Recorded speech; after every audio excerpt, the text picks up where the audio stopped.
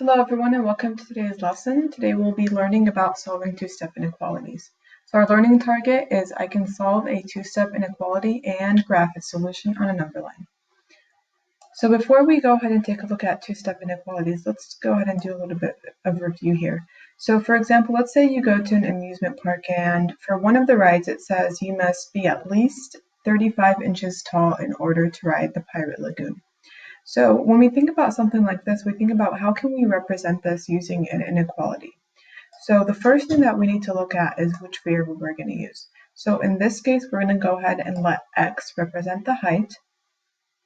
And then we need to think about what type of inequality are we going to use. Is it going to be greater than, less than, greater than or equal to, less than or equal to? So we need to think about that as well. So our question then becomes, which of the triplets can ride? So this is a question that we can answer that's going to help us in writing our inequality. So if there's three triplets, one is 36 inches, one is 35 inches, and one is 34 inches, which one of these can ride? So let's go ahead and think about that for a minute. So if you guess that the first triplet, the one with 36 inches height and the one with the 35 inches height, if you guess that those two can ride, then that will be correct because you must be at least 35 inches tall. So if it's equal to 35, like this triplet right here, he can ride. And then if it's more than 35, that triplet can ride. So when we write our inequality for this, it should look something like this. X is greater than or equal to 35. Okay, so if we have x is greater than or equal to 35 and we want to graph this on a number line, we want to graph the solution on a number line, we need to think about whether, first of all, we have an open circle or a closed circle.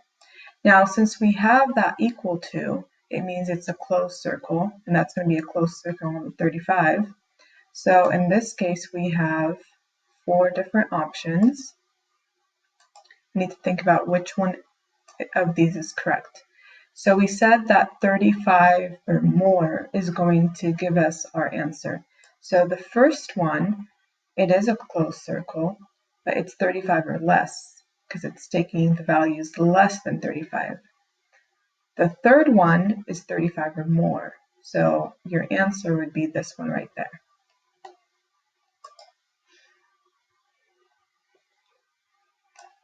And then matching the inequality to the graph would just be right there. Okay, so let's go ahead and do a little bit of practice here. It says that we're going to graph these inequalities on the number line. So let's go ahead and practice here for a minute and let's see what we come up with. So this one is saying x is less than 45. First of all, I notice that there is no equal sign. So that means that I'm going to draw an open circle on the 45. So let's go ahead and do that. So we have 45 right there. We're going to do an open circle. And then we realize that it's asking for values less than 45. So that means that our arrow will have to be drawn to the left of 45 in this case. So let's go ahead and do that. And it goes all the way this way. Okay, let's go ahead and take a look at the second one here. We have x is greater than or equal to 25. First of all, I do notice that there is an equal sign, so that means that on the 25, I will have a closed circle. So we have 25 right there, and we're going to go ahead and fill our circle in. Okay, and x is greater than or equal to, which means I'm going to the right of that 25. Just like that. All right, so let's go ahead and take a look at solving two-step inequalities. So when we think of two-step inequalities, it's kind of the same thing as two-step equations. The only difference is we have a greater than, a less than, a greater than or equal to, or a less than equal to sign. So our hint here is that we can solve an inequality the same way you would solve an equation. Instead of the equal sign, we have a greater than, less than, greater than or equal to, or greater than or less than, greater than or equal to a symbol. So if we approach this the same way as solving a two-step equation, we will go ahead and solve our inequality. So let's go ahead and take a look at our first example. Our first example has 3x minus 4 is greater than 14. So in a two-step equation, I would normally divide my two sides of the equation. In this case, I'm going to go ahead and divide my two sides of the inequality. So I'm just going to draw a line down the middle, just like that. Now the first step is to isolate my variable. My variable here is x. And to isolate that variable, I need to get rid of the constant and then get rid of the coefficient. So my constant here is this -4. I'm using inverse operations. So the opposite of -4 is +4. So let's go ahead and do +4 on both sides. Okay, so +4 on one side and +4 on the other side. So I have -4 and +4. I know those make a 0, so those are gone. And then I have 14 plus 4, which is 18. Now I bring down everything that's left over. In this case, I have a 3x on the left. And I'm going to go ahead and bring down my greater than symbol, just like that. So now I have 3x is greater than 18. So I need to get rid of my coefficient. My coefficient here is the 3. So if the 3 is being multiplied by the x, because that's what that says, 3 times x, I need to do the opposite of that. And the opposite of multiplication is division. So I'm going to divide both sides by 3. 3 divided by 3 gives me a 1. 18 divided by 3 gives me 6. I have x is greater than 6. And that is my solution to that inequality. X is greater than 6. Okay, let's go ahead and take a look at our second example here. So our second example is actually a one-step inequality. Let's go ahead and solve that the same way we solved the first one, except now we just have one step. So we're going to divide our two sides of the inequality and follow inverse operations. I'm going to go ahead and let you guys pause the video at this point and go ahead and do this one by yourselves. Okay, so now that you have solved that, you should have first subtracted 4 on both sides. So if I subtract 4 here, I'm subtracting 4 here. And this makes 0, and I'm left with x is less than or equal to -1. And that is it. Now we're going to go ahead and take a look at a few more examples of two-step inequalities. For the first one, we have 4x plus 2 is greater than 10. I went ahead and I separated my two sides of the inequality by drawing a line. Now I'm going to go ahead and solve for x. So I noticed that my constant is +2, and I know the opposite of that, or the inverse, is -2. So I'm going to go ahead and do -2 on this side and -2 on the other side. Okay, so I know that these positive and the -2 cancel out. 10 minus 2 is 8. And then I bring down my 4x that's left over on the left side. So now I have 4x is greater than 8. The last step is to divide by 4, so I'm going to go ahead and divide by 4 on both sides.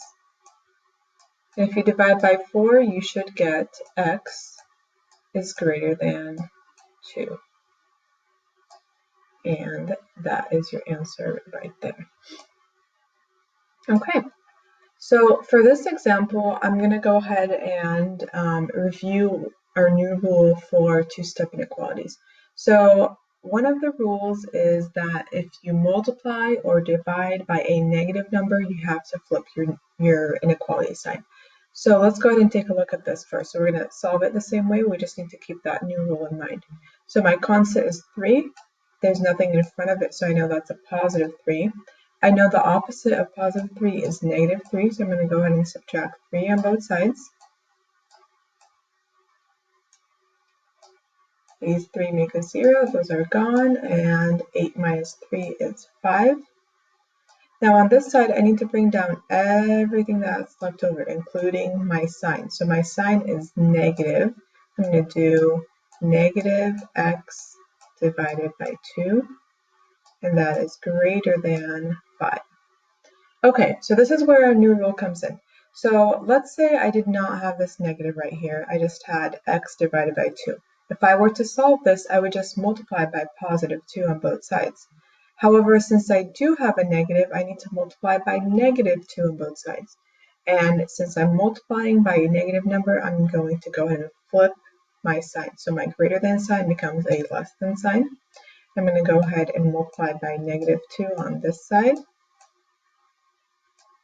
And I will multiply by negative 2 on this side as well. Okay, these negative 2 cancel out. I have x is less than negative 10.